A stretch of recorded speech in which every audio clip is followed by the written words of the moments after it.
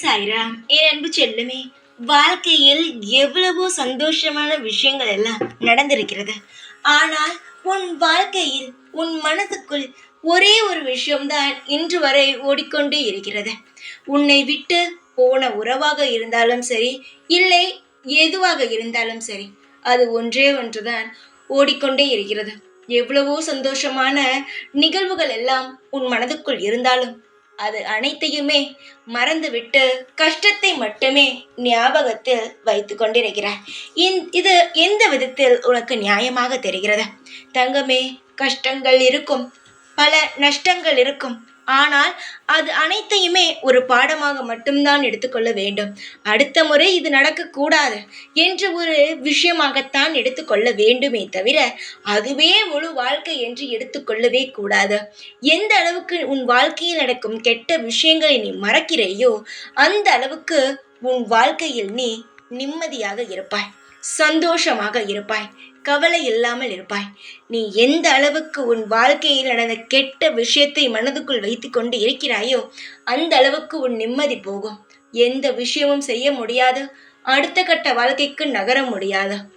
எது வேண்டுமானாலும் இருக்கட்டுமே, எதற்கு தேவையில்லாத ஒரு விஷயத்தை நினைக்கிறாய்? உனக்கு ஒரு கெட்டது நடந்தது என்றால் அது நடந்ததுதான். அதை மாற்றி அமைக்க முடியவே முடியாது. ஆனால் திரும்பவும் அந்த கெட்டது நடக்காமல் பார்த்து கொள்ளலாம். அது யார் கையில் இருக்கிறது? உன் கையில் மட்டும்தான் இருக்கிறது.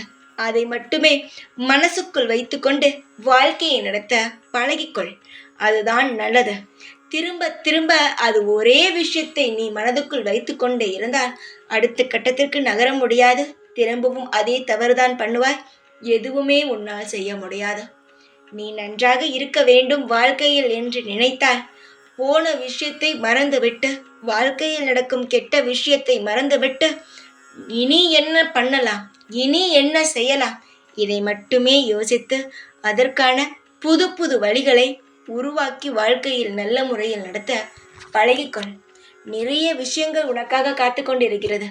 நீ ஒரே விஷயத்தில் மூழ்கி இருப்பதினால்தான் எந்த நல்லதும் உனக்கு கண்ணுக்கு தெரியவில்லை. நல்லது தெரிய வேண்டும், சந்தோஷங்கள் பிறக்க வேண்டும் என்று நினைத்தால் உன்னுடைய இருட்டான வாழ்க்கையிலிருந்து வெளிச்சமான வாழ்க்கைக்கு வா. உன்னை சுற்றி அதிகமான சந்தோஷங்கள் காத்து கொண்டு இருக்கிறது.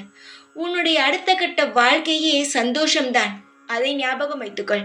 நான் சொல்கிறேன், உன்னுடைய அடுத்த கட்ட வாழ்க்கை சந்தோஷம்.